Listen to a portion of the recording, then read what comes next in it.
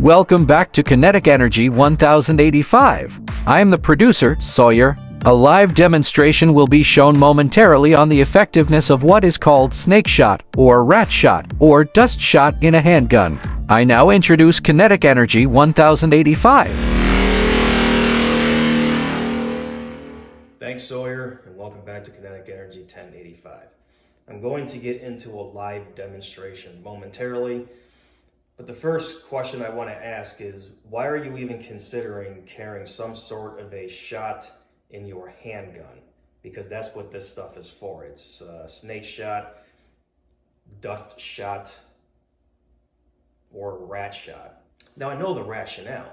You're thinking, yes, it's really hard to aim a bullet. It's something that's not really big, but it scares me. I want to get rid of it, so I'm going to have the same advantages as a shotgun where I can shoot this spread and definitely hit what I want to hit and kill it, okay? That's why you bought it. Because please don't tell me you have this shot in your handgun because you want to be able to defend yourself from a rabid deer or a rabid kangaroo that's trying to kill you out in the streets, but you don't really want to end up killing it. You just want to injure it really bad and make it run away. Please don't tell me that's the reason. We're going to cover that in a second.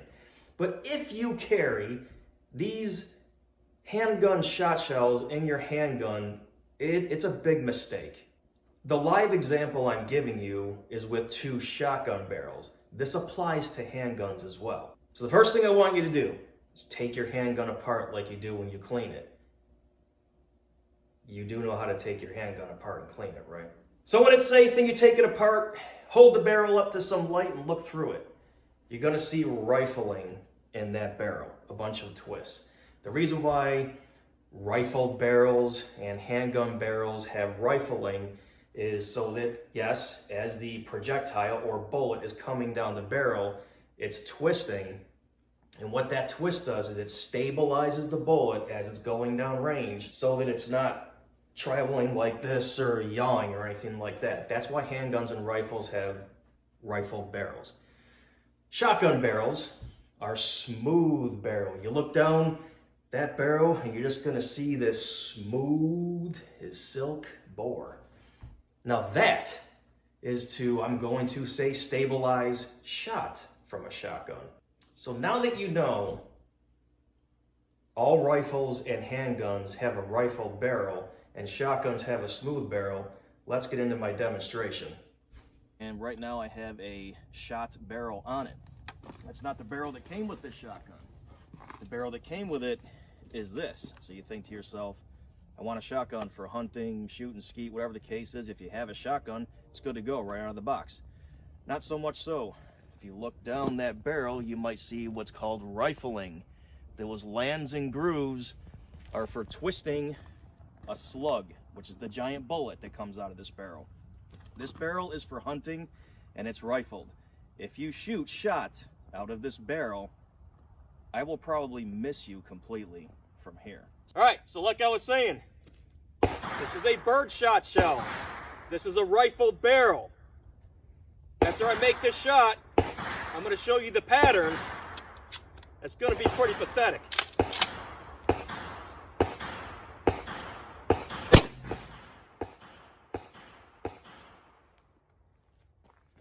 Keep it going.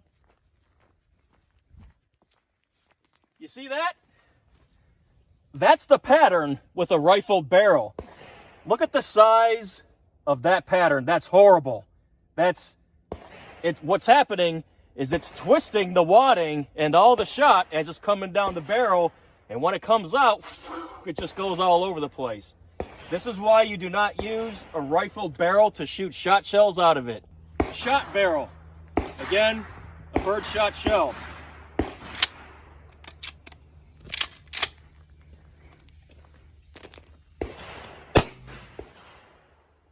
Look at this. Right through the table, and look how small that group is. Got to use the right barrel for the purpose. That was pretty eye-opening.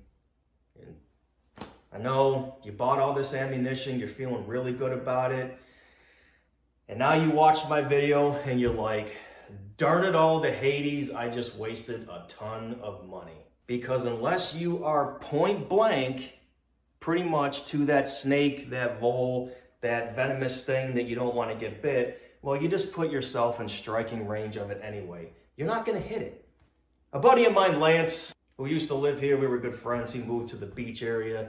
He had this ammunition in one of his handguns. It was a 22.